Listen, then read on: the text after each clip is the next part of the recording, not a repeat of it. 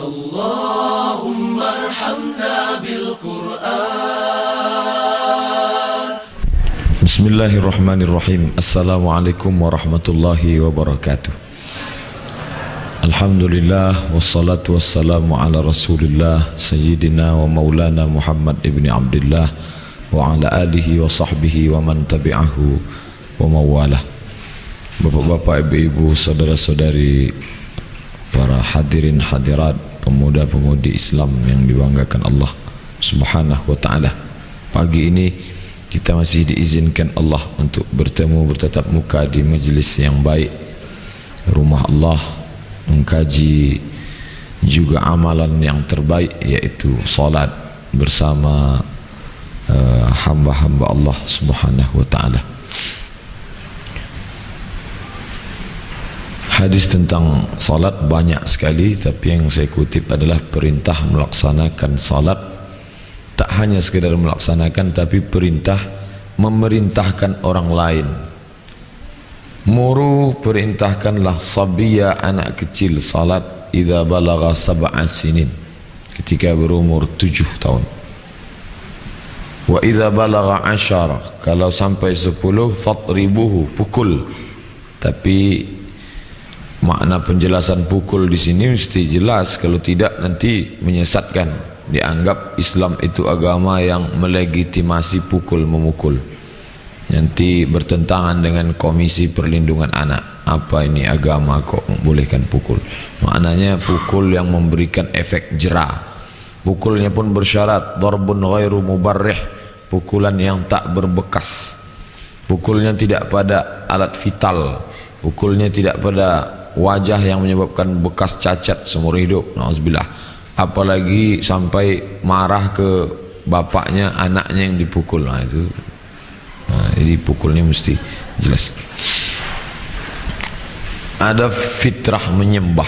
Jadi kalau bapak ibu adik-adik lihat foto ini, pitch gambar ini menunjukkan bahwa memang fitrah manusia itu ingin menyembah. Ini orang Jepang, dia menyembah patung. Ini sampai ini pun menyembah patung juga.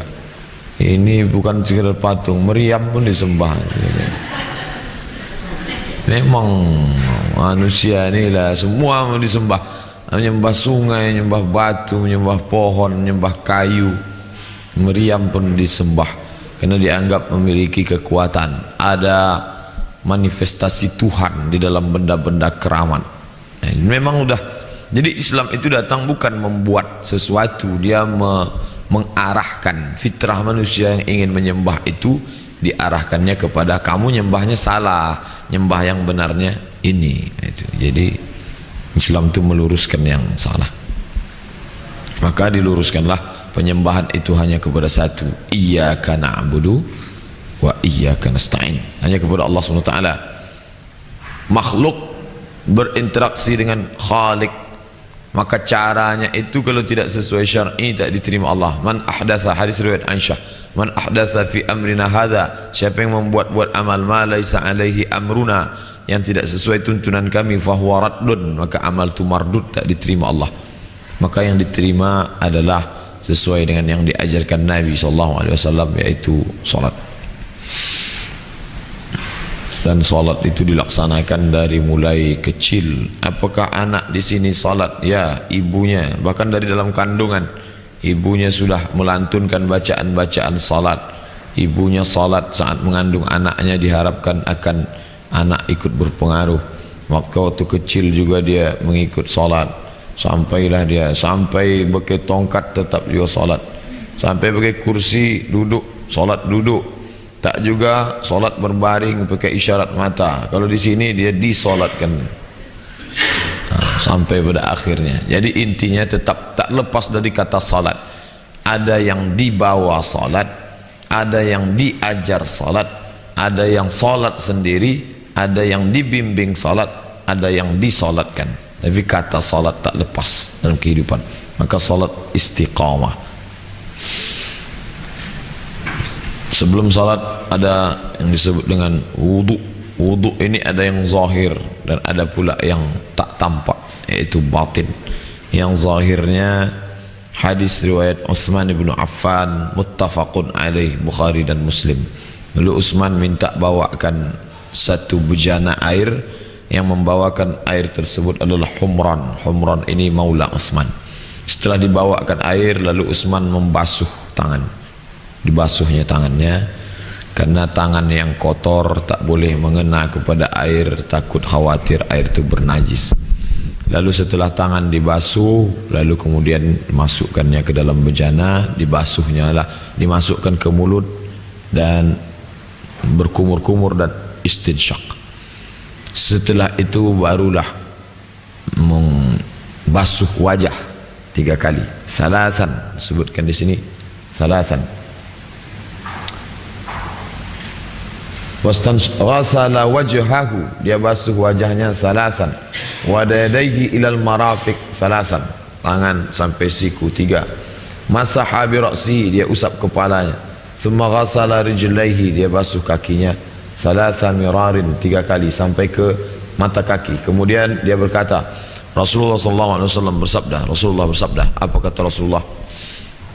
Man tawadda'a nahwa wudu'i hadha, siapa yang berwudu seperti wuduku ini, thumma shalla rak'ataini, setelah itu salat 2 rakaat, la yuhaddits fihi ma nafsah, tidak, makna kalau dibaca secara letterlik di sini, tidak berbicara dalam diri. Tak mungkin tak bicara dalam diri, karena setiap kita ini pasti ada lintasan dalam hati. Makna tak bicara dalam syarahnya, maknanya tak membicarakan urusan-urusan duniawi.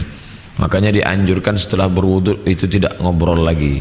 Kalaupun bicara, bicaranya masalah-masalah akhirat, masalah salat, masalah zikir, masalah, dianjurkan tidak bersuara. Ghufira lahu ma taqaddama min dzambi, diampunkan Allah SWT. Bahkan ada satu hadis melarang orang setelah berwudu itu jangan lagi melakukan tasbik.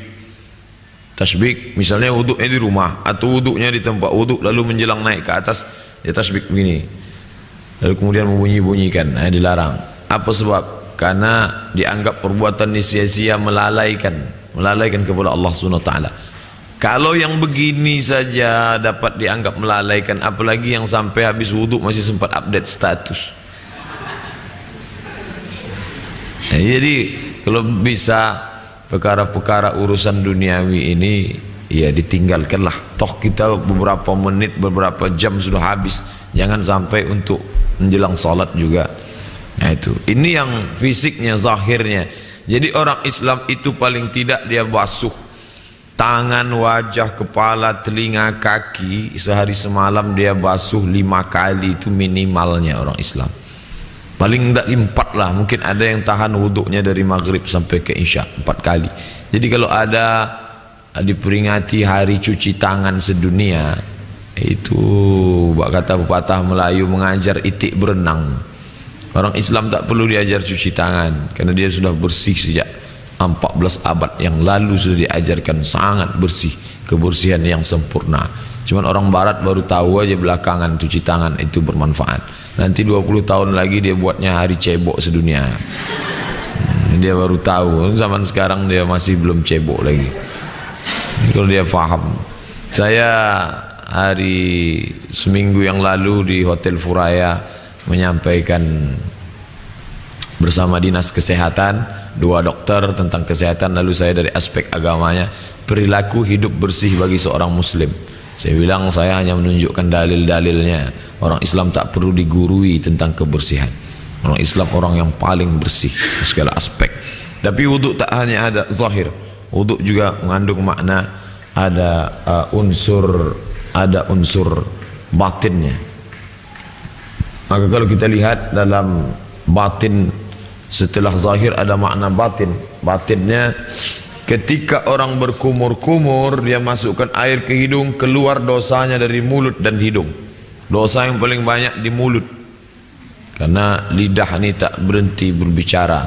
Kalau bapak ibu pergi menengok tahanan LP di LP dekat PMC, itu penjaranya cuma 1 dinding, cuma 1 jeruji besinya, tapi lidah diciptakan Allah 2 jeruji besinya, 1 gigi, 1 bibir, 2 jerujinya, tapi lidah tetap juga selalu bolos keluar karena sipirnya mengantuk, lalai.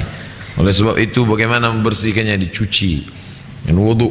Jadi ada makna batin di dalam. Ketika dia basuh wajahnya, keluar dosanya dari wajahnya hingga dari kelopak mata. Karena mata ini keluar dari kelopak mata, bersih. Apalagi zaman Nabi Muhammad, perempuan itu yang nampak biji matanya. Zaman sekarang biji matanya tertutup pakai kacamata hitam, yang lain terbuka. Bayangkan, kebalikannya justru terjadi zaman sekarang. Zaman dulu dia bercadar, matanya nampak. Zaman sekarang matanya yang tertutup, yang lain nampak. Ketika dia basuh tangannya, keluarlah dosa dari kedua tangannya. Ketika dia mengusap kepalanya, keluar dosanya sampai dari kedua telinganya. Habis pikiran kotor yang ada di dalam, keluar semua. Ketika dia membasuh kakinya, keluar dosa dari kaki hingga dari bawah kuku, kaki. Maka sangat salat dan langkahnya ke masjid dihitung sebagai amal tambahan. Setelah itu dia pun berdoa, asyhadu an la ilaha illallah syarikalah, asyhadu anna Muhammadan abduhu wa rasuluh. Allahumma ja'alni minat tawwabin, waj'alni minal mutatahhirin, waj'alni min ibadikas salihin. Jadi ada unsur aspek fisik dan ada aspek non fisik di dalam wudu. Setelah dia bersih, barulah dia salat. Mengapa di dalam doanya dia minta minat tawwabin, bertaubat? Ya mungkin banyak silap salah. Minal mutatahhirin, dia sedang bersuci, suci fisik dan mental. Waj'alni min ibadikas salihin, jadikan aku hamba-hamba Allah yang saleh. Mengapa dia minta jadikan hamba Allah yang saleh? Supaya dia dapat doa orang yang salat, karena dalam salat ada salam untuk orang yang saleh. Wassalamu alaina wa ala ibadillahis salihin. Assalamu alayka ayuhan nabi wa rahmatullahi wa barakatuh. Keselamatan, rahmat dan berkah semoga tercurah untuk engkau wahai Rasulullah. Tapi ada untuk orang saleh. Wassalamu alaina wa ala ibadillahis salihin. Keselamatan semoga tercurah untuk kami dan hamba-hamba Allah yang saleh. Maka orang yang berwudu tadi berdoa, dia dapat itu. Kenapa? Karena dia baru saja memohon minta dijadikan hamba Allah yang saleh. Masya Allah, korelasi antara doa wudu dengan doa dalam salat. Hukum mengusap air wudu. Mengapa saya bahas? Karena banyak orang di kantor pakai AC dingin, bajunya dia lalu dia usap. Apakah sampai kepada haram? Disebutkan Imam Nawawi dalam kitab Majmu', diriwayatkan ijma' dan Al-Mahamili mengusap air wudu tak sampai haram. Terjadi khilaf tentang hukum yang menyatakan makruh. Jadi antara makruh saja ikhtilaf, tak sampai kepada haram. Tapi kalau sebaiknya tak usah diusap. Kalau mau usap ya tak apa-apa. Salat berjamaah, karena salat tak cukup sendiri. Salat berjamaah, keterikatan antara salat imam dan salat makmum. Ada hubungan keterikatan. Dalil, idza kunta fikhim, ta di situ Muhammad. Ya Muhammad, kalau engkau berada bersama mereka, fa aqamta lahumus shalah, engkau laksanakan salat bersama mereka. Ayat ini turun ketika perang. Apa maknanya? Kalau dalam keadaan perang saja salat berjamaah tidak batal, tidak turun dispensasi menjadi salat. Oh, karena perang udahlah kamu salat sendiri-sendiri saja. Tidak. Saat perang pun tetap salat berjamaah. Apalagi lah kita yang aman, tentram. Aman, tak ada perang. Mungkin di Al-Falah ada perang kecil-kecilan. Tempat lain tak ada. Aman. Maka tetap tak ada salat berjamaah. Inilah dalil mazhab Hambali mengatakan salat berjamaah itu wajib, fardu ain. Kenapa begitu? Karena ayat, dia berdalil dengan ayat. Wa idza kunta ya Muhammad, kau bersama mereka, fa aqamta lahumus shalah.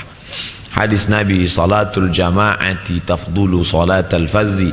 Salat berjamaah lebih utama daripada salat sendirian bi 27 darajah, 27 derajat. Hadis riwayat Al-Bukhari. Ijma', para sahabat ijma' disyariatkannya salat berjamaah setelah hijrah. Kenapa setelah hijrah? Karena waktu di Makkah tak bisa salat berjamaah, banyak Abu Jahal, Abu Lahab, Abu Sufyan, mereka menghalangi. Jadi kalau ada kawan, sahabat, tetangga, kerabat kita tak mau salat berjamaah, berarti dia masih periode Makkah lagi. Maklum aja dia belum hijrah lagi. Kita ajak hijrah, takut dia salat berjamaah nanti dipukul Abu Jahal dari belakang. Dia salat. Kalangan salaf, kalau disebut salaf, nanti bapak ibu baca buku Salafus Saleh, menurut ulama salaf, Makna salaf itu artinya 3 abad pertama berdasarkan hadis Nabi, khairul qurun qarni, sebaik-baik abad abadku, tsummal ladzina yalunahum, kemudian seabad setelah itu, kemudian seabad setelah itu. Maka disebut dengan kalangan salaf 3 abad pertama. Itulah kalangan salaf. Adapun setelah 3 abad itu, abad ke-4, 5, 6 sampai sekarang, namanya khalaf. Khalaf artinya belakangan, salaf artinya terdahulu. Itu mesti diluruskan makna salaf. Kalangan salaf itu kalau dia tertinggal takbiratul ihram, masuk dia ke masjid, orang sudah baca ayat, imam baca ayat, maka dia berduka cita 3 hari. Kalau dia ketinggalan salat berjamaah, maka dia berduka cita 7 hari. Ya, jadi kalau hiduplah salaf itu zaman sekarang, duka cita setiap hari menengok orang banyak tinggal berjamaah. Hukum salat berjamaah. Nanti ustaz ini menyampaikan katanya sunat muakkad, ustaz ini menyampaikan katanya fardu kifayah, ustaz ini menyampaikan katanya wajib ain. Maka itu sebenarnya bukan pendapat dia, dia mengkopi dari pendapat mazhab. Saya menyampaikan ini bukan untuk dipilah-pilih, karena biasa orang memilih yang paling mudah. Nanti kalau begini, pilih yang fardu kifayah aja. Akhirnya masjid tinggal muazin sama imam, pemain inti. Makanya saya selalu menyampaikan kalau ditanya jamaah, Pak Ustaz apa hukum salat berjamaah? Saya tak sampaikan pendapat mazhab, balik kepada Al-Quran dan Sunnah. Ayat mengatakan wajib, karena ketika perang pun tetap ada salat khauf. Sedangkan hadis juga mengatakan wajib, karena Nabi selesai salat dia inspeksi 3 kali, asyahidun fulan, asyahidun fulan, asyahidun fulan, mana fulan, mana fulan, mana fulan, mengapa tak datang salat berjamaah? Maka Nabi mengatakan la yantahiyanna, mereka yang tak salat berjamaah segera datang. Kalau tak juga datang, la uharriqanna alaihim buyutahum, aku akan bakar rumah mereka. Ancaman Nabi membakar itu menunjukkan makna lil wujub, menaikkan wajib. Oleh sebab itu yang kuat dalam pendapat ini adalah mazhab Hambali, wajib ain. Pemerintah Arab Saudi yang berpegang kepada mazhab Hambali menerapkan ini. Itulah mengapa Bapak Ibu masih ingat ketika musim haji umrah di toko memilih-milih tasbih, melihat-lihat ceret kuning, lalu kemudian masjid memandangkan azan hayya 'alas shalah, langsung datang itu baladiah. Baladiah itu kalau tempat kita Satpol PP. Satpol PP mengawasi masjid yang tetap, toko yang tetap buka ketika azan wajib tutup atau dicabut surat izinnya. Kenapa? Karena salat berjamaah itu hukumnya wajib. Dalil-dalil salat berjamaah wajib. Ini disebutkan dalil. Yang pertama ayat yang tadi, wa idza kunta fihim fa aqamtamus shalah. Yang kedua wa aqimus shalah dalam bentuk jamak. Yang disebut di sini warka'u ma'ar raki'in, rukuklah kamu bersama orang-orang yang rukuk, artinya salat berjamaah. Kemudian pula dalam hadis disebutkan datang seorang yang buta, lalu dia minta keringanan, namanya Abdullah bin Ummi Maktum, ana dharir, saya buta, laisa li qaidun yaquduni, tak ada bisa membimbing saya ke masjid, beri saya dispensasi rukhsah. Kata Nabi, atasma'un nida, apakah kau mendengar azan? Naam, fa'ajib, wajib engkau datang. Kalau yang buta, tua, renta, tak ada yang membimbing saja wajib, apalagi yang sehat, matanya segar bugar, maka dia pun wajib datang. Ini beberapa. Di samping ini Quran dan Sunnah, dan ini ijma' sahabat menyatakan salat berjamaah merupakan kewajiban. Maka kalau ada ceramah mengatakan dalil begini-begini, kita berpegang kepada Al-Quran dan Sunnah. Tapi ada unsur dispensasi, siapa saja yang tak salat berjamaah. Saya ambil dari Al-Fiqhul Islami karya Syekh Wahbah Zuhaili juz 1. Pertama, sakit kuat. Sakit kuatnya itu memang sakit kuat. Adapun sakit kepala, demam tak masuk, demam puyuh tak masuk. Sakit memang sakit berat. Yang kedua, kalau menimbulkan mudarat, kata dokter, bapak jangan sampai keluar, ini tulang bapak kena pengapuran tulang, rapuh, bersandar aja di kursi, kalau berangkat nanti retak, patah tulang, habis. Jangan berangkat, karena ini mudarat. Yang ketiga, hujan deras, tapi hujan deras ini mesti ada keterangannya. Hujan deras yang dimaksud di situ hujan deras di gurun Arab dengan anginnya yang kencang, tak memungkinkan, payung pun habis berterbangan, patah-patah kawat payung. Adapun hujan tempat kita, kalau ini dipakai nanti asal hujan tak salat, asal hujan. Tapi sebenarnya salat berjamaah ini tergantung hati. Kalau hati sudah tergantung di masjid, dia tahu. Saya ditunjukkan Allah Subhanahu wa taala dalam satu acara, tinggal di luar kota, di hotel, kebetulan penempatan satu hotel dengan wartawan. Tiba-tiba sampai waktu salat ini boleh, jaraknya sudah boleh untuk jamak dan qasar, dan kami musafir, artinya tak wajib. Tiba-tiba dia, Pak Ustadz, saya salat berjamaah ke masjid. Saya bilang ini kan hujan deras. Mudah-mudahan di tempat satpam ada payung. Kami turun ke bawah, ada payung. 2 hari kami tak tinggal salat berjamaah. Allah Ta'ala mau menunjukkan ternyata kalau hati sudah tergantung di masjid, tidak ustadz, bukan ulama, bukan LCMA, bukan doktor, seorang wartawan hatinya sudah tergantung di masjid, maka ketika panggilan azan datang tak sabar deh. Badannya boleh di kantor, jasadnya boleh di toko, dia boleh di kebun, tapi ketika panggilan azan datang tak sabar. Tapi bisa juga terbalik, badan dalam masjid, hati di pasar. Makanya assalamualaikum warahmatullahi wabarakatuh langsung lompat, tak sempat lagi subhanallah. Kalaupun subhanallah coba ini yang terbalik tadi. Itu oleh sebab itu hujan deras apa itu kecil bagi orang yang hatinya sudah. Yang keempat, menahan buang air besar dan kecil. Bertemu 2 panggilan, satu panggilan fisik, satu panggilan mental. Mana yang didulukan? Yang fisik ini duluan. Jangan segera ke masjid, habis nanti karpet masjid. Yang kelima, selesai makanan yang berbau. Man akala sauman, man akala basalan, saum bawang putih, basal bawang merah, fala yaqrabanna, maka jangan dekat-dekat tempat salat kami, kata Nabi. Kenapa? Waktu dia baca Allahu Akbar kabira, keluarlah bau bawang tadi. Kawan yang di sebelah sedang sekhusyuk-khusyuknya langsung hilang konsentrasi dia, pitam dia langsung mencium bau. Sedang bawang merah sama bawang putih aja dilarang Nabi, karena itu yang paling bau di Arab. Apalagi lah jengkol, petai. Jengkol tadi sudah bau, ditanam pula lagi dalam tanah sampai sekian hari, fermentasi, berjamur sampai keluar tunasnya. Makin bau makin mantap Pak Ustaz. Ini mesti diluruskan. Yang terakhir, tertahan di suatu tempat. Apakah karena pohon tumbang, atau karena banjir bandang, atau karena macet dan lain sebagainya.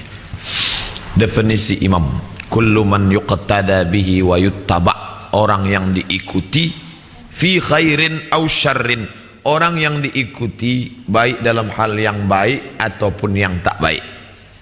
Jadi imam itu ada juga yang tak baik, imam gaple itu imam juga, imam tak baik, imam arisan yang tak baik, yang baik alhamdulillah. Nah, itu makna imam. Imam artinya pemimpin, baik yang tak baik maupun yang baik. Pembagian imam itu terbagi 2, satu imamah kubra yang besar, satu imamah sughra. Yang besar itu sultan, khalifah, amirul mukminin, imam besar. Sedangkan yang kecil imam masjid, imam salat. Yang kita kaji sekarang imam kecil, imam salat. Syarat jadi imam, pertama Islam, kedua berakal, ketiga baligh, keempat laki-laki kalau makmumnya laki-laki, kalau perempuan boleh imam perempuan, suci dari hadas dan khawas, baik bacaan dan fisik, bukan makmum. Bukan makmum ini nanti kita kaji, ada pembahasan. Sahihul lisan, tak cacat lidah, artinya hurufnya jelas. Syarat tambahan mazhab Hambali, imam mesti adil, tak fasik. Ini hanya mazhab Hambali. Maliki, Syafi'i, Hanafi tak mensyaratkan mesti adil. Jadi misalkan bapak ibu salat, imam, ada sudah imam diangkat, tahu-tahu ketemu imam ni rupanya suka ke diskotik, imam ni fasik dia, apakah sah salat di belakang dia? Maka menurut mazhab Hambali tak boleh, mesti bermusyawarah ganti imam ni, karena rusak niat makmum di belakang, rusak sebab karena hatinya tak nyaman, terbayang dia imam tu bergoyang-goyang kepalanya di diskotik, rusak khusyuk. 10 menurut mazhab Maliki, Hanafi, Hambali, imam tersebut bukan orang yang mau mengulangi salatnya karena ingin mencari keutamaan fadilah. Kita sudah salat nih, salat berjamaah selesai, tahu-tahu ada orang salat lagi di belakang, Salat kloter kedua di belakang.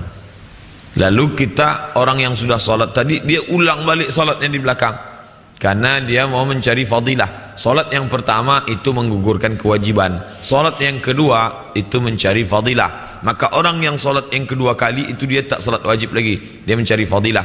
Tahu-tahu datang orang masbuk di belakang, diikutnya si yang satu tadi, yang orang mencari fadilah, itu tak bisa. Menurut Maliki, Hanafi dan Hambali. Menurut Syafi'i boleh saja. Mazhab Syafi'i mazhab yang paling ringan tentang masalah mengangkat menjadi imam. Mau di depannya itu solat sunat, mau dia solat mencari fadilah, mau dia masbuk, tetap boleh karena ikut gerakannya saja. Berkumpul orang ramai-ramai, siapa yang paling layak jadi imam? Yang pertama yang paling layak wali, pemimpin, Amirul Mukminin, khalifah. Itulah mengapa waktu zaman Nabi yang jadi imam Nabi. Meninggal Nabi Abu Bakar, meninggal Abu Bakar Umar, meninggal Umar Uthman, meninggal Uthman Ali. Tapi ketika pemerintahan ini orang tak semuanya punya pemahaman agama yang baik. Satu bidang politiknya bagus, agamanya dia buta. Yang satu agamanya mantap, politiknya dia tak punya darah politik. Maka terbagi kepada dua, satu imam besar, satu imam kecil. Lalu yang kedua imam ratib. Imam ratib ini diangkat oleh sultan, ditempatkan di masjid. Ratib maknanya dia berkesinambungan, terus menerus tak berhenti, dia yang menjadi imam. Maka dia yang maju. Jangan ustaz penceramah datang nyelonong maju ke depan. Ini mentang-mentang menang MTQ juara nasional, suaranya bagus, maju ke depan. Tidak, yang berkuasa di masjid itu imam ratib. Kalau kata imam ratib silakan maju, baru dulu maju. Imam ratib pemegang kuasa di situ. Yang ketiga afqah, orang yang paling paham.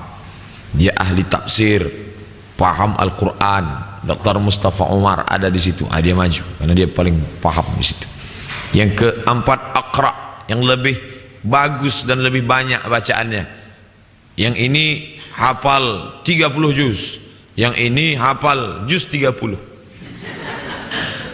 Yang lebih banyak dan lebih bagus tadi maju depan.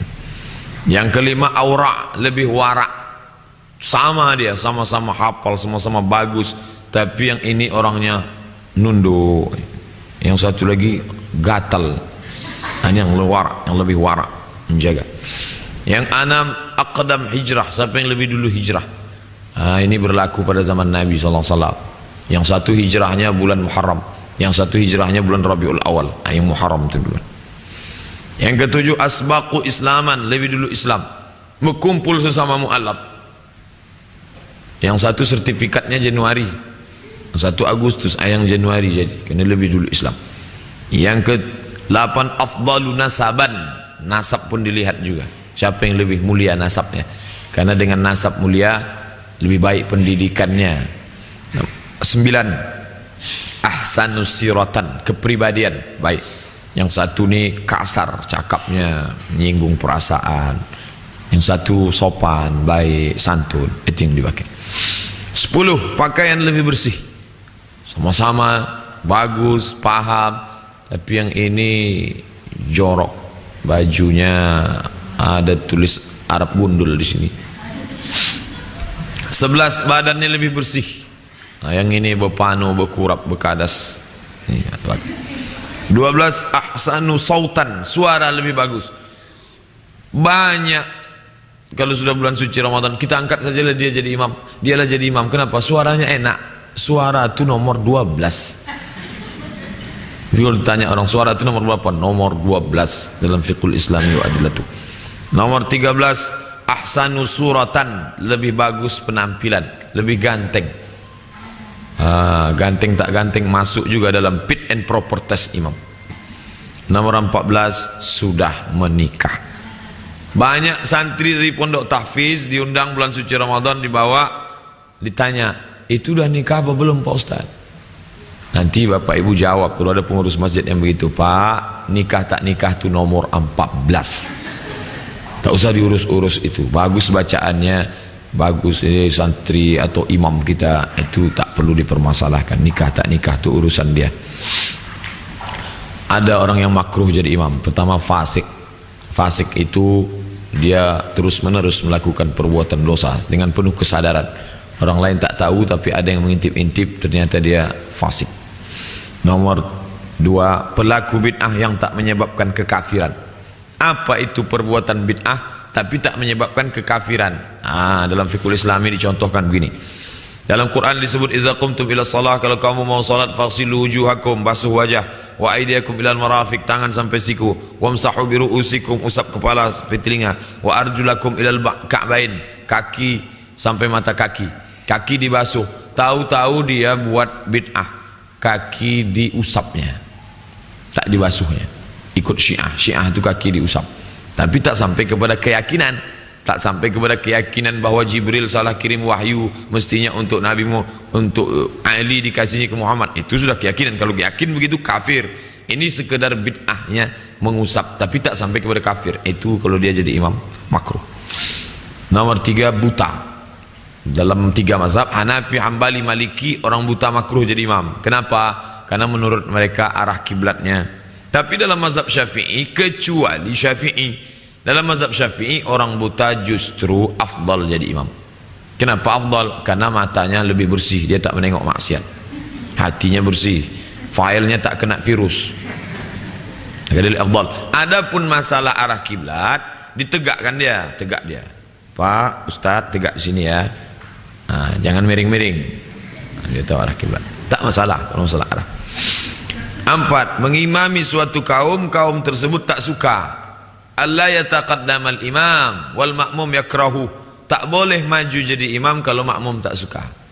Tapi suka tak sukanya di sini mesti tahu sebabnya apa. Jangan kami tak suka bapak itu jadi imam, ayatnya panjang-panjang. Bukan karena itu.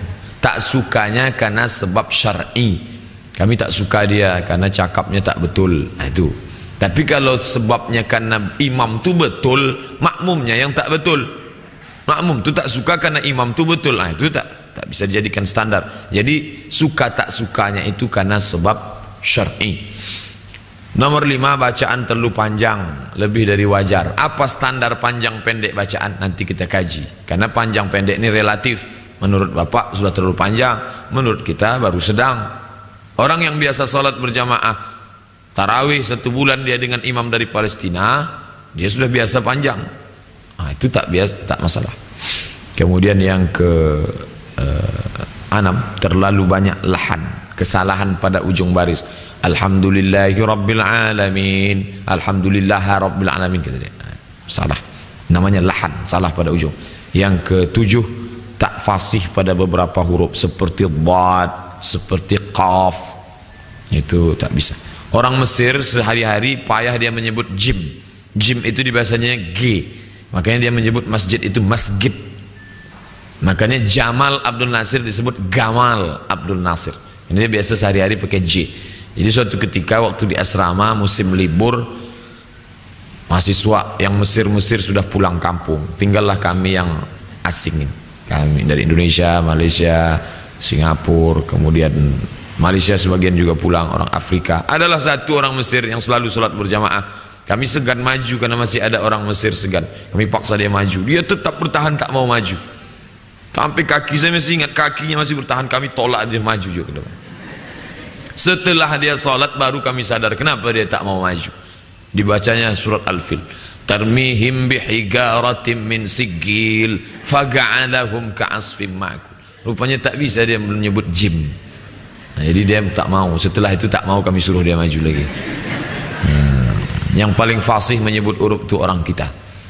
Orang India tak bisa menyebut ta, semuanya pakai t. Tak bisa menyebut ta, semuanya pakai t. Tak bisa. India. Orang kita pas semua hurufnya. Botnya pas, tha-nya pas. Karena orang kita ini semua dimakan. Batu gilingan pun tipis, batu gilingan itu Indonesia. Pisau pun tipis. Jadi orang kita ini masya Allah lidah. Lanjut, yang makruh jadi imam Arab Badui, tak boleh jadi imam bagi orang Hadari. Arab ini terbagi 2, yang tinggal menetap namanya Hadari, yang menetap di perkampungan nomaden. Nomad itu Badui. Jadi kalau disebut kata Badui itu nomaden. Yang Hadari dia menetap. Orang Badui tak boleh imam jadi Hadari, tapi ada sebab di balik itu. Apa sebabnya? Biasanya orang nomaden ini pindah-pindah tak sempat belajar. Jadi bukan karena baduinya, tapi karena tak belajarnya. Orang jahil tak boleh jadi imam bagi orang yang alim. Itu sebenarnya makna. Selanjutnya, tak boleh lebih tinggi satu hasta dari makmum. Ada masjid itu dibuat yang tempat imam itu tinggi. Seperti ini. Imam di atas ni, tak boleh. Kalau sekedar sejengkal boleh, sehasta tak boleh. Zaman dulu dibuat tempat imam itu tinggi supaya suara imam nyaring ke belakang. Zaman sekarang tak perlu karena udah pakai mikrofon. Zaman dulu dibuat dia tinggi supaya makmum di belakang nampak. Jadi sebab itu tak boleh. Terlalu tinggi tak boleh. Terakhir, makruh solat di belakang anak kecil hasil zina. Anak zina tak boleh jadi imam. Tapi ini pun tak bisa dipahami secara tekstual. Apa makna di balik itu? Kalau nanti dibaca dalam kitab fikih atau ada orang berceramah atau menyampaikan anak zina jadi imam makruh, maknanya anak zina itu bapaknya tak jelas, ibunya pula sibuk mencari nafkah, akhirnya anak itu tak tempat belajar. Itu maknanya. Tapi kalau anak zina itu disekolahkan ibunya, lalu dia hafal Quran, bacanya bagus, tak ada istilah anak zina. Ma min mauludin illa yuladu 'alal fitrah. Semua anak itu suci.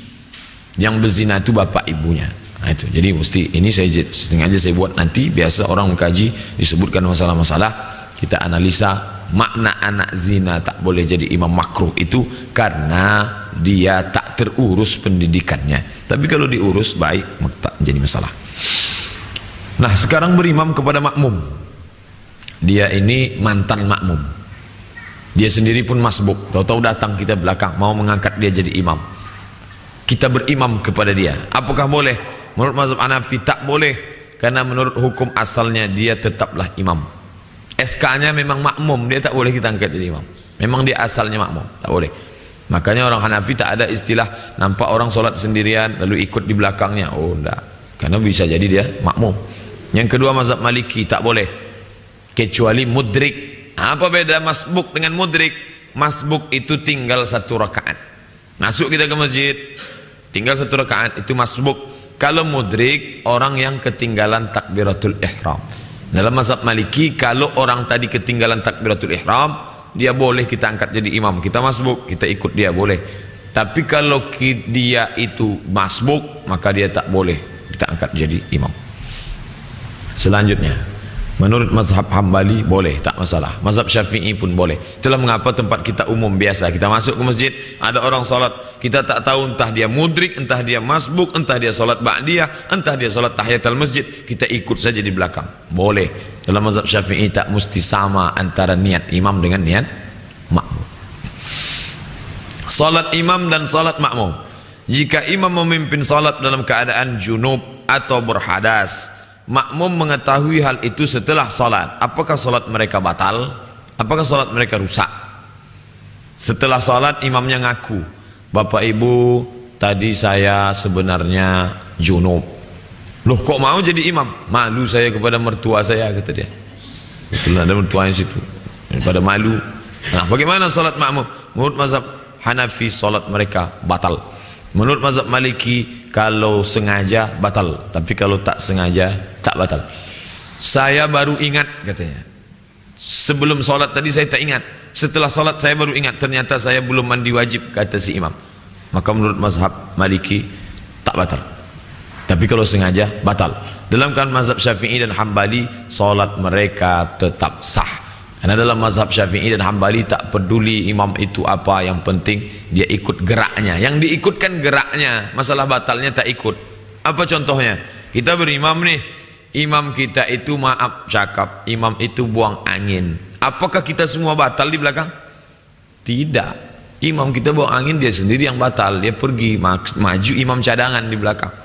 Itulah makanya orang yang di belakang imam itu mesti siap menggantikan imam di depan. Karena tiba masanya imam di depan itu datang keadaan darurat, batal wuduknya, atau Israel datang cabut nyawanya, mati dia. Maka imam yang belakang, orang di belakang ini langsung maju ke depan menggantikan. Tanggungan imam. Mazhab Maliki dan Hambali, makmum tetap membaca Al-Fatihah pada salat sir. Salat zuhur, salat asar itu makmum baca Al-Fatihah. Mazhab Hanafi, makmum tak perlu membaca Fatihah sama sekali. Kenapa? karena bacaannya sudah ditanggung imam. Mereka berdalil dengan hadis al-imamu junnah, imam itu penanggung jawab, faqiraatul imam qiraatul makmum, bacaan si imam sudah jadi bacaan makmum. Sedangkan mazhab Syafi'i, makmum wajib membaca al-Fatihah baik pada salat sir zuhur asar maupun salat jahar maghrib isya subuh. Jadi nanti kalau ada ustaz mengatakan tak perlu baca Fatihah, udah tahu berarti dia pakai Hanafi. Kalau ada mengatakan dia baca Fatihah kalau solat sir saja, sedangkan solat jahar tak perlu. Kenapa solat jahar tak perlu baca? Karena dia sudah mendengar, telinganya mendengar imam baca. Tapi mazhab Syafi'i mau solat sir mau solat jahar tetap membaca Al-Fatihah. Ustaz pakai yang mana? Saya sampai saat ini tetap membaca Al-Fatihah di belakang imam. Ini posisi makmum dalam solat berjamaah. Yang pertama, laki-laki sama laki-laki. Nih, kalaupun agak maju imamnya maju sedikit saja belakang. Kalau dua, ini yang normal, tiga laki-laki imamnya satu. Ini kalau makmumnya perempuan imamnya laki-laki. Saya nonton di sinetron dibuatnya di samping, salah. Perempuan itu tak di samping, di belakang ya. Belakang suami. Kalau dua orang perempuan sejajar. Kalau laki-lakinya satu, perempuannya satu, maka makmum di samping, makmum laki-laki perempuannya di belakang. Kalau laki-laki perempuan sesama perempuan sebaris, imamnya di tengah. Kalau laki-laki dan perempuan, ini normal tempat kita, laki-laki, perempuan. Yang titik-titik ini anak-anak kecil.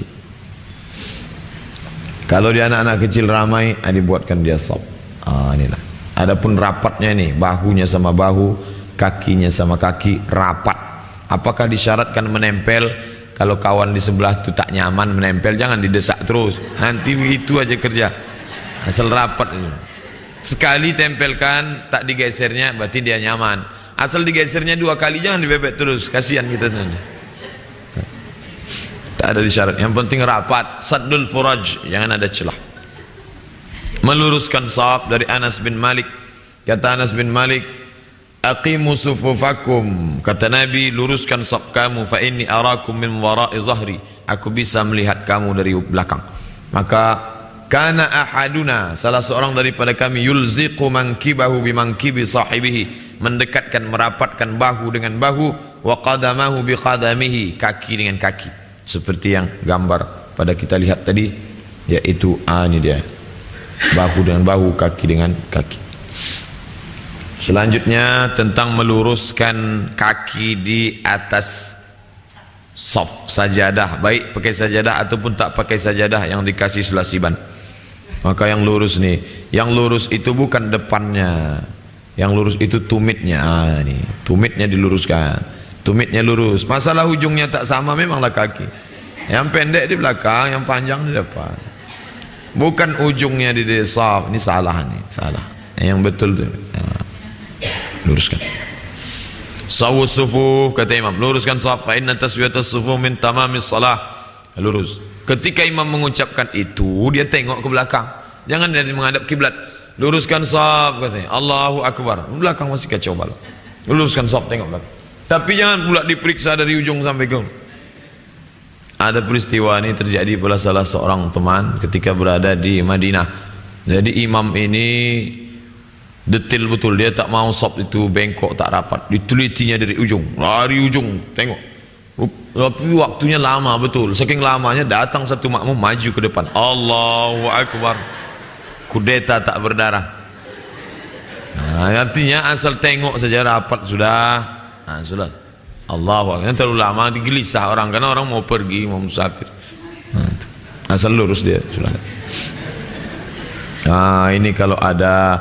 Kalau di Mesir biasa disediakan di samping masjid itu disediakan kursi-kursi, tapi kursinya tak besar begini, kursi kecil tak pakai sandaran, bisa dilipat asal orang duduk. Ini dia duduk, orang yang duduk model begini letakkan dia di samping. Tunjukkan. Kalau segan ngasih tahu dia, buat gambar ini besar-besar macam baleho calon gubernur, calon wali kota, tempelkan di dinding masjid, jadi dia tak tersinggung, dia sudah sadar, oh ada foto saya di situ, kata dia. Sekarang masalah niat. segala amal diawali dengan niat, seorang akan mendapatkan sesuai niat. Maka salat itu mesti ada niatnya. Innamal a'malu binniyat. Posisi niat. Mazhab Hanafi, Maliki dan Hambali, Hanafi, Maliki dan Hambali, niat itu sebelum takbiratul ihram. Sebelum takbiratul ihram, pasang niat dulu. Allahu Akbar. Sedangkan dalam mazhab Syafi'i, niat itu bersamaan dengan takbiratul ihram. Di dalam takbiratul ihram itulah niatnya. Salatnya apa, berapa rakaat, salat qadha apa salat ada, jadi imam apa jadi makmum. Niatnya harus jelas. Status salat. Melafazkan niat. Kita dengar kawan kita di sebelah, usalli fardhu zuhri arba'a raka'atin ma'muman adaan. Apa pernah Nabi mengajarkan melafazkan niat? Menurut mazhab Hanafi, melafazkan niat bid'ah. Dianjurkan bagi yang was-was. Orang yang was-was dianjurkan untuk apa? Mengusir was-was, supaya jangan sampai Allahu Akbar datang was-wasnya. Ini salat zuhur apa salat asar? Ini 2 rakaat apa 3 rakaat? Ini salat qadha apa salat ada? Ini salat muqim apa salat musafir? Ini salat jamaah apa salat qasar? Kamu jadi imam apa jadi makmum?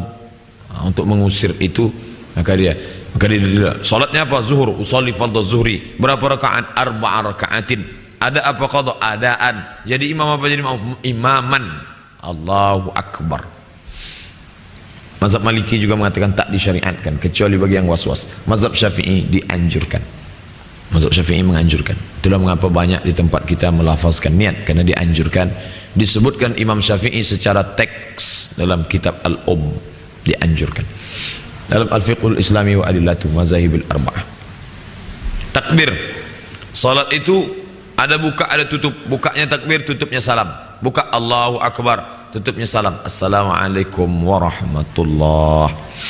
Mengangkat kedua tangan. Mengangkat kedua tangan hingga sejajar pada daun telinga. Ini hadisnya, yuhadhi baina udhunaihi. Yuhadhi sampai ke daun telinga. Diangkat kedua telinga. Allahu Akbar. Nanti kalau ada yang mengangkat daun telinga, Allahu Akbar. Riwayat yang kedua sejajar dengan hadwa mankibaihi, bahu. Allahu Akbar. Nanti kalau ada yang bahu, Allahu Akbar, betul. Daun telinga, Allahu Akbar, betul. Jadi kalau diangkat, Allahu Akbar. Ini tak belajar, tak ada riwayat sampai ke atas. Saya sedang menyampaikan tausiah depan Masjid Ar-Rahman. Tausiah Ar-Rahman itu setelah salat qabliyah, menjelang azan, menjelang iqamat. Azan qabliyah menjelang iqamat, pendek waktunya 10 menit. Saya sedang tausiah di depan, maju satu orang depan, dia angkatnya setinggi-tinggi, Allahu Akbar. Saya mau kasih tahu dia sedang salat, dia tersinggung. Jadi kalau diberitahu lewat ceramah begini, sadar. Hanya 2 saja, Allahu Akbar atau Allahu Akbar.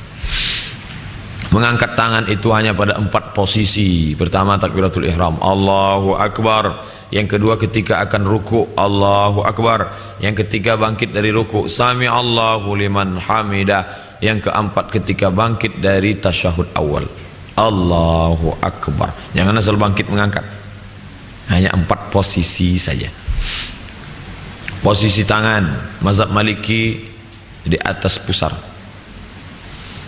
Mazhab Hanafi, Hambali di bawah pusar, sama. Mazhab Syafi'i di bawah dada, di atas pusar. Ini dada, ini pusar, di tengah. Ini kalau nampak orang India, Pakistan, Bangladesh di bawah, itu bukan karena dia tak semangat, malas. Memang begitu dalam mazhab dia. Fiqhul Islam ya. Posisi jari jemari, Hanafi, Hambali, Syafi'i secara umum hanya ada 3 yang ada dalam mazhab. Yang pertama menempelkan, tempel saja ini kemari, tempel. Yang kedua menggenggamkan ini dengan ini. Yang ketiga menggenggam di pangkal. 3. 1, 2, 3. Yang begini tak ada. 1, 2, 3. Ustaz pakai yang mana? Saya genggam di pangkal. Allahu Akbar. Tapi saya tak menyalahkan yang tak perlu kita bantai. Ini masalah khilafiyah. Banyak yang mesti diurus lagi. Masih banyak orang tak salat. Membaca doa iftitah. Berkelailah antara orang NU dan Muhammadiyah. Yang NU, Allahumma ba'id bain Muhammadiyah, Allahumma ba'id baini wa baina khatayaya kama ba'adta bainal masyriqi wal maghrib. Datang orang NU, Allahu akbar kabira walhamdulillah katsira subhanallah bukratan wa asila wajhatu wajhiya ila akhir surat ayat doa iftitah. Padahal dikumpulkan oleh dalam kitab sifat salat Nabi ada 12 riwayat. Nanti bisa ditengok bukunya, baca berganti-ganti, bervariasi doa iftitah untuk membantu khusyuk salat. Karena kalau doanya itu ke itu saja nanti bisa secepat kilat dia salatnya, 300.000 km per detik.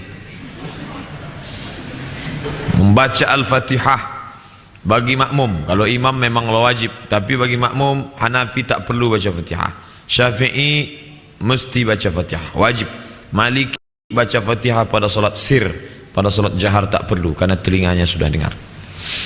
Bacaan ayat, ini yang tadi yang kita bahas, ayat jangan terlalu panjang. Panjang pendek itu standarnya apa, berapa menit, berapa detik.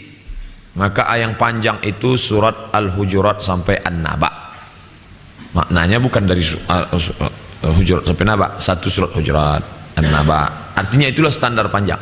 Yang sedang itu dari An-Nazi'at, Wan-Nazi'ati Gharqa, itu sampai Ad-Duha. Sedangkan yang pendek itu Alam Nasrah sampai An-Nas. Yang panjang itu dibaca pada salat subuh dan zuhur. Yang sedang itu dibaca pada salat asar dan isya. Yang pendek itu dibaca pada salat maghrib. Siapa yang membuat standarisasi ini? Nabi tak ada buat. Ini ijtihad imam berdasarkan riwayat-riwayat banyak hadis. Imam An-Nawawi dalam kitab Al-Azkar. Ini ringkasannya, lengkapnya bisa dilihat di sini. Nanti bisa copy, bahannya akan saya berikan. Bisa di copy. Kapan dibaca yang panjang. Jadi kalau imam salat subuh kita baca Ar-Rahman 'allamal Qur'an, itu masih dalam standar. Kenapa? Karena Ar-Rahman itu berada di antara Al-Hujurat dan An-Naba. Jadi antara Hujurat dan Naba itu kalau diukur standar kira-kira 3 halaman. 3 halaman. Tapi kalau dibuatnya salat subuh Al-Baqarah itu, karena batal salat kalau sampai Al-Baqarah. Al-Baqarah itu 2 juz setengah, 2 jam. Salat subuh pukul 5, pukul 7 selesai, batal salat. Tak boleh. Lama rukuk dan sujud. Nanti lama sikit imam tu rukuk, komplain jamaah. Berapa standar lama? Menurut Ibnu Qudamah diriwayatkan dari Al-Hasan Al-Basri, kata Imam Al-Hasan Al-Basri bahwa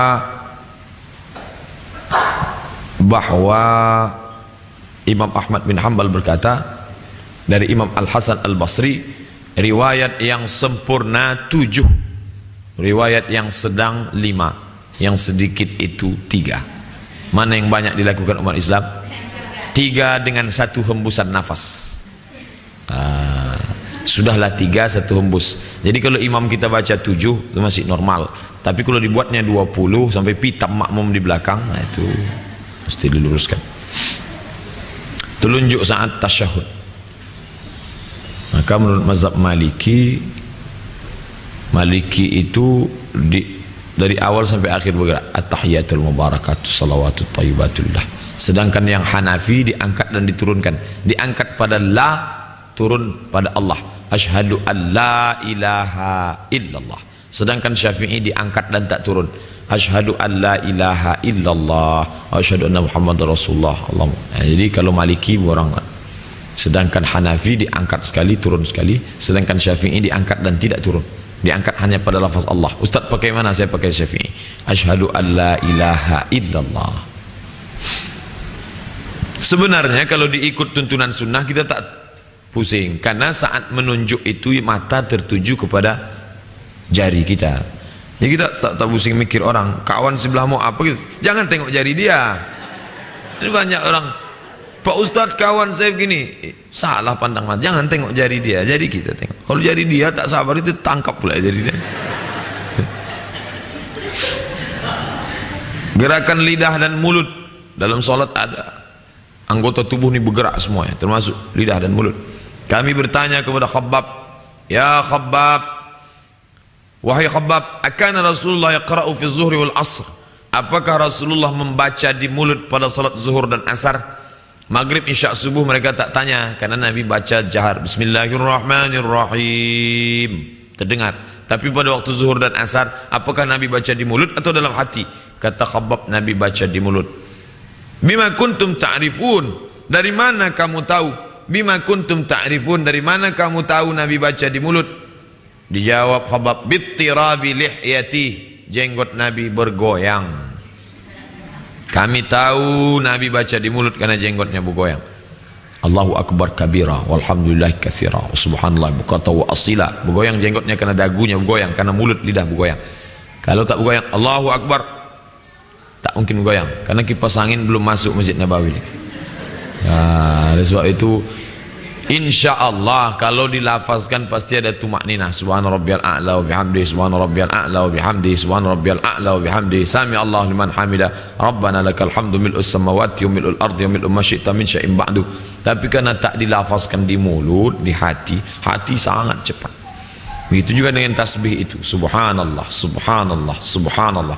Kalau kita lihat nanti ada orang itu tak di mulut, di dalam, di hati. Di hati 1000 pun bisa sedetik. Bisa. Ulangi salatmu, kata Nabi. Ini hadis panjang dalam Sahih Bukhari. Irji ila salati, irji ila salati, irji ila salati. Ulangi, ulangi, ulangi, 3 kali ulang.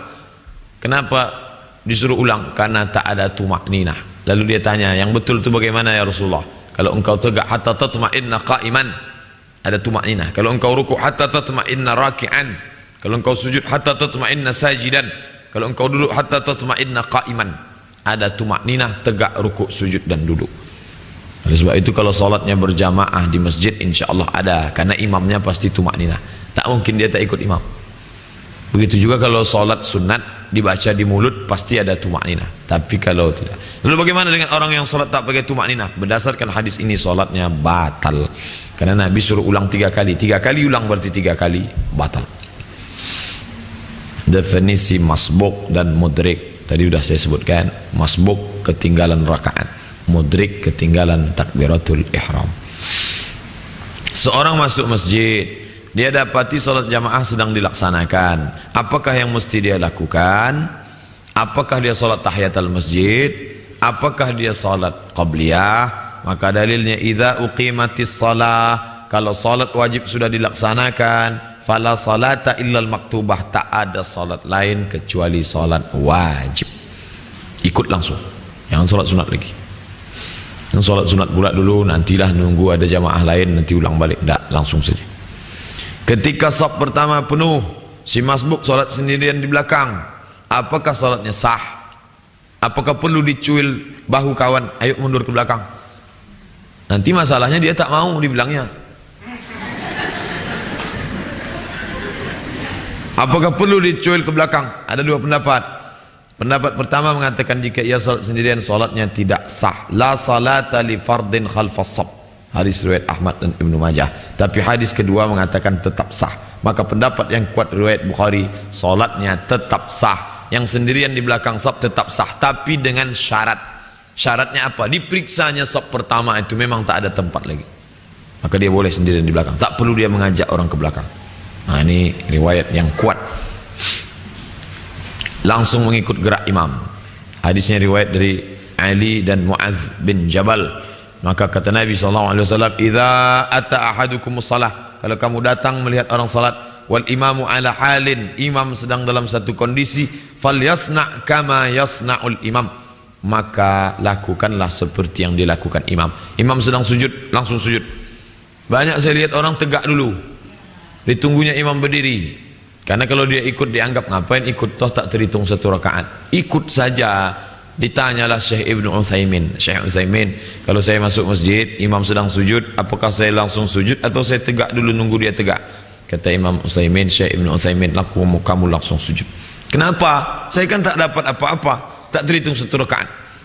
Jawaban Syekh Ibnu Utsaimin, mungkin 1 sujud itulah yang diterima Allah SWT. Dari sujud engkau yang banyak, jangan-jangan 1 sujud itulah yang diterima Allah SWT. Siapa tahu apa maknanya? Kita tak menyepelekan amal walaupun sedikit. Dapat dia sujud. Yang kedua, kenapa kita sujud? Karena Nabi menyuruh. Itu alasan. Kenapa cium hajar aswad? Karena Nabi buat. Kenapa wudu? Karena Nabi menyuruh. Ikut sunnah Nabi SAW. Ketika mendapati imam sedang rukuk, lalu ikut rukuk, apakah dianggap mendapat 1 rakaat? Ya. Tapi ada yang betulkan, masuk masjid, imam sedang rukuk, langsung rukuk, ya sah, dapat 1 rakaat. Mana Fatihahnya? Fatihah ditanggung oleh imam. Qiraatul imam, qiraatul makmum. Tapi ada yang perlu diluruskan. Banyak orang karena buru-buru, ditengoknya rukuk dia langsung Allahu Akbar rukuk. Takbiratul ihramnya mana? Maka takbir 2 kali. Allahu Akbar, habis itu baru takbir intiqal, pindah dari satu gerakan. Allahu Akbar, cepat tak masalah. Allahu Akbar, Allahu Akbar. Jangan satu takbir. Kalau satu takbir mana takbiratul ihram? Kalau takbiratul ihram mana takbiratul intiqal? Ketika si masbuk mendapati imam pada rakaat kedua, apakah rakaat kedua itu menjadi rakaat kedua bagi dia atau itu menjadi rakaat pertama bagi dia? Imam sudah 1 rakaat, lalu maju datang makmum, ikut dia rakaat kedua. Itu rakaat kedua bagi si imam. Bagi si makmum apakah rakaat kedua atau rakaat pertama? Tak sepakat ulama. Menurut mazhab Syafi'i, ini si imam, maka itu bagi makmum rakaat 1, 2, 3. Maka ketika imam salam, dia tetap lanjut rakaat ketiga. Tapi dalam mazhab Hanafi, Maliki, Hambali tak begitu. Makmum ikut rakaat kedua, rakaat ketiga. Yang 1 di ujung, diqadaknya di belakang, di pangkal. Ribet Pak Ustaz, payah ngapalnya. Mudah saja, tak usah masbuk, cepat datang ke masjid. Masbuk Jumat ini pendapat dari Imam An-Nasa'i dan Tirmidzi. Imam Tirmidzi berkata, apa kata Imam Tirmidzi? Siapa yang mendapati 1 rakaat salat Jumat, maka tambahkan 1 rakaat lagi. Siapa yang mendapati imam sedang duduk tasyahud akhir, maka tambahkan 4 rakaat. Demikian menurut Sufyan Ats-Tsauri, Abdullah ibn Mubarak, Imam Syafi'i, Ahmad bin Hanbal dan Ishaq. Berdasarkan pendapat. Payah Pak Ustaz, tak usah masbuk Jumat, cepat-cepat datang. Yang datang lebih dulu dapat onta, dapat agak lambat dapat kambing, lambat lagi dapat ayam. Banyak orang sekarang telur ayam pun tak dapat. Zikir-zikir setelah salat, ini bisa di copy, di print, ditempel.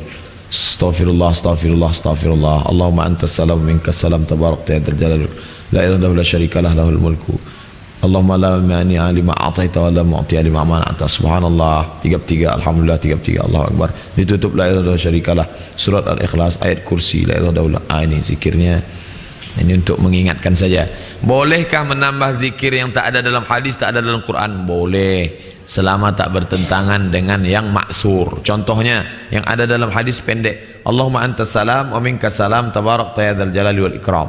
Ditambah ulama, Allahumma antas salam wa minkas salam wa ilaika ya'udus salam fa hayyina rabbana bis salam wa adkhilnal jannata daras salam tabarakta rabbana wa ta'ala ya dzal jalali wal ikram. Tak masalah karena tak bertentangan dengan yang maksur. Pendapat siapa itu? Pendapat Imam Al-Hafiz Ibnu Hajar Al-Asqalani. Jadi boleh ditambah, tak jadi masalah. Zikir setelah salat, sebagian sir, sebagian jahar. Yang jahar itu apa dalilnya? Ini dalilnya.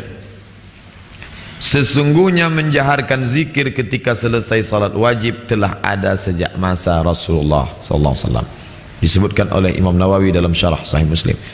Ibnu Abbas kata, saya mengetahui mereka telah selesai salat ketika saya mendengarnya. Abdullah bin Abbas di luar masjid, lalu dia mendengar suara orang berzikir di dalam. Dia tahu mereka selesai salat karena dia dengar di luar. Ini dalil orang yang melaksanakan jahar. Apa makna, apa maksud Ustaz menyebutkan dalil jahar? Supaya kita tak menyalahkan orang yang jahar. Yang sir pun tak juga disalahkan, karena Allah mengatakan wadhkur rabbaka fi nafsika, sebutlah Tuhanmu dalam dirimu. Yang sir betul, yang jahar betul. Yang salah mana? Yang tak salat di luar masjid. Kadang kita ini sibuk mengurus yang salat, udah mau salat dah alhamdulillah. Zikir tak maksur, bolehkah menambahkan zikir bacaan yang tak maksur? Kata Imam Ibnu Hajar Asqalani, boleh membuat zikir yang tak maksur. Tak maksur maknanya tak ada dalam Quran, tak ada dalam hadis, dibuat ulama, boleh. Jika tak bertentangan dengan zikir yang maksur, boleh menjaharkan zikir selama tak mengganggu orang lain. Jadi kalau ada kawan sebelah sedang salat, masbuk dia, maka sekedarnya saja subhanallah, subhanallah, subhanallah. Jangan pula ditengok muka dia, subhanallah, subhanallah, mengganggu. Hikmah salat berjamaah. Yang pertama, lipat ganda amal. Salatul jama'ati afdalu min salatil fardhi bi 27 darajah. Lalu di rumah sendiri, di kamar sendiri, tapi kalau berjamaah dapat 27. Dijauhkan dari syaitan. Inna syaitana yadhibul insan. Syaitan itu seperti serigala bagi manusia. Maka serigala itu biasanya menangkap kambing yang memisahkan diri dari jamaah. Kalau ada sekelompok kambing dia tak berani menerkam, tapi kalau ada yang memisahkan itu yang dia kejar. Maka ini disuruh berjamaah supaya selamat dari syaitan. Ketiga, makin banyak pahala dengan banyaknya orang berjamaah. Mengapa solat di Masjidil Haram banyak pahalanya? Karena di situ kalau sudah mau wukuf hampir 5 juta orang berkumpul. Satu provinsi Riau berkumpul di Masjidil Haram. Bayangkan banyak pahalanya. Maka makin ramai masjid makin banyak. 6. 7. Dijauhkan dari nifaq. Tak tinggal takbiratul ihram 40 kali, walaupun hadis ini dhaif, bisa dipakai untuk fadail a'mal. Hadis inilah yang Bapak Ibu pakai ketika salat arba'in. Arba'in 40. Kaki luka karena panas, kering, sendal hilang, tetap juga melompat-lompat di atas keramik panas Masjid Nabawi untuk mengejar takbiratul ihram. Apa sebab? Ingin mendapatkan. Tapi banyak orang salah paham, itu 40 solat tak tinggal itu maknanya supaya ada rasa sayang meninggalkan solat, bukan menumpuk amal di Madinah sampai Indonesia tak ke masjid lagi. Jadi ajak orang, Pak Haji ayo ke masjid, udah penuh buku catatan saya di Madinah dulu. Enggak, itu tak betul. 5. Mendapatkan perlindungan. Man shallas subha, siapa yang solat subuh berjamaah, fahuwa fi zimmatillah, dia akan dapat lindungan Allah. Maka solat subuh berjamaah. Mengapa subuh? Karena subuh itu berat, tantangannya dahsyat. 6. Mendapatkan pahala seperti haji dan umrah. Solat subuh berjamaah, duduk berzikir dengan Allah sampai terbit matahari, solat sunat isyraq 2 rakaat. Ini hanya dapat orang yang solat subuh berjamaah. Kanat lahu ka ajri hajjatin wa umrah, seperti haji dan umrah, tamah, sempurna.